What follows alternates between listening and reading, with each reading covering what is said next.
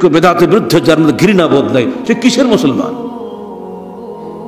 যদি মা রান্না করে দেয় তরকারি, পচা তরকারি, আপনি খাবেন? ছুরি ফেলে দেবে একদিকে। এগুলো তো পচা জিনিস, এগুলো ঘৃণাও লাগবে না একটু?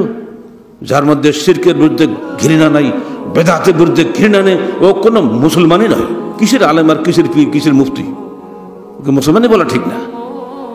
এগুলি হচ্ছে দেশে ধর্মের নামে, রাজনীতির নামে, প্রথার নামে, রেওয়াজের নামে এসব চলছে, যত বাজে জিনিস। অভিভাবক সাবধান, সন্তান ওইসব জায়গায় না যায়। এবং গড়ে তোলো, তোমার সন্তান বাড়ি থাক, কিন্তু ওইসব প্রতিষ্ঠানে ঢুকে দিও না যেন শিরক বিদআত শেখায়। বাড়ি বেশি যা শেখে তাই ভালো, লামাল তো শেখায় হালাল খাক, হারাম করে যেন না হয়।